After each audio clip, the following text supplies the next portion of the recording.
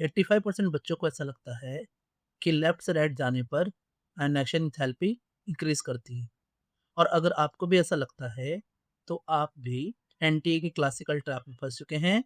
आइए हम इस क्वेश्चन को डिकोड करते हैं जो कि कह रहा है the first ionization enthalpy of sodium Mg and silicon respectively are 496, 737 and 786 kilojoule mole inverse.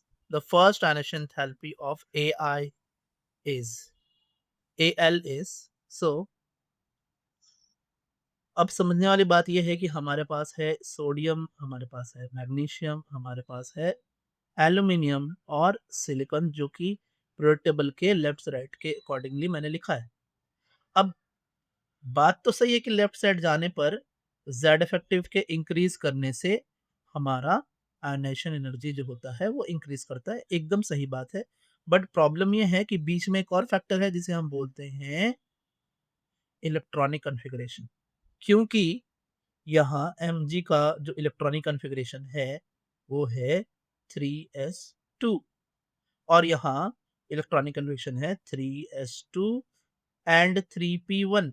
Problem ये है ये जो इलेक्ट्रॉन अकेला पड़ गया है, आइसोलेट हो गया है और इसे निकालना ईज़ी है। इसीलिए जब हम Mg से Al की तरफ आते हैं तो आयनाइजेशन एनर्जी बढ़ने के बजाय घट जाती है।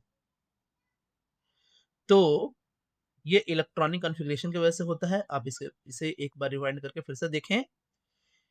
तो अब जो हमारा ऑर्डर होगा एक्चुअली कि ये उन्होंने बोला है 496 एंड Mg के लिए उन्होंने बोला है 737, फिर उसके बाद सिलिकॉन के लिए बोल दिया 786। अब हमें कोई ऐसी वैल्यू यहाँ चूज करनी है जो 737 से छोटी है।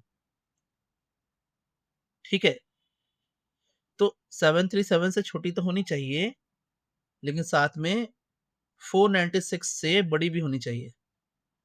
तो अब ऐसा मुझे एक ही दिख रहा है जो कि है 577, क्योंकि अगर मैं बी ऑप्शन लेता हूं तो वो 737 से बड़ा हो जाएगा, अगर मैं डी ऑप्शन लेता हूं तो वो भी 737 से ज्यादा हो जाएगा।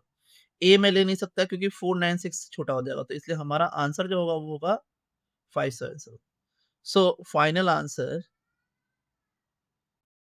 सी। स्ट्रेट